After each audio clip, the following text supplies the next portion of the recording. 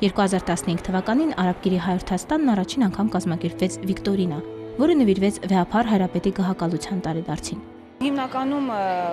նախաձեռնությունը կայանում էր նրանում, որպեսզի կարողանանք դպրոցականները այն գիտելիքները, որ անբարում են, հնարավորություն ունենան նաև այս մրցույթների միջոցով վերհանել, ինչ են ժամանակի ընթացքում սովորել, ինչն է մնայուն արժեք դարձել իրենց համար։ Քանաքեռ Զեյթուն վարչական շրջանի 5 դպրոցների 6-րդ դասաների աշակերտների համար Վիկտորինան կազմակերպել էին Մայրաթուր Սուրբ Էջմիածնի քրիստոնեական դաստիարակության կենտրոնի եւ հայրենասթան աշխատակիցները։ Այս տարի խաղմրցույթին միացան նույն դպրոցների 7-րդ դասարանցիները։ Զվարճալի խաղմրցույթն արդեն սիրված նախաձեռնություն է։ Աշակերտները խստապահանջ հանձնախմբի անդամներին զարմացնում են կրոնական, ծիսական եւ պատմական գիտելիքների բազմազանությամբ եւ խորությամբ։ Մանկավարժները նշում են, որ ամբողջ տարվա ընթացքում են աշակերտներին պատրաստում նմանատիպ միջոցառումների։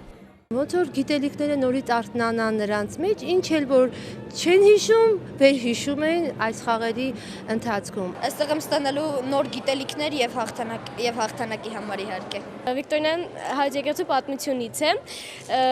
Պատրաստվել եմ գիշեր-ցերեկ, ասենց չեմ քնել, կրկնել եմ, պատրաստվել եմ։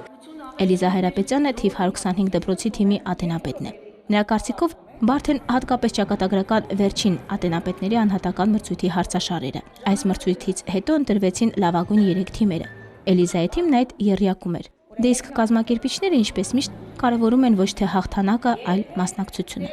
Ոչ թե հաղթեն մյուս դպրոցին, պարզապես ես ցույց տամ, որ ես իմ դպրոցում սա եմ սովորել։ Դա է հիմնական, ասենք, այդ ոգևորությունը, որը ստանում են երեխեքը։ Վիկտորինայի վերջում բոլոր մասնակիցներին վկայագրեր ու նվերներ հանձնվեցին։ Բոլորը ստացան նոր կտակարաններ։ Հաջորդ Վիկտորինային կհրավիրվեն մասնակիցներ նաև Նոր եւ Արաբկիր համայնքներից։ Ստելա Գևորգյան, Հարություն Տոլանյան, Եկեղեցական կյանք։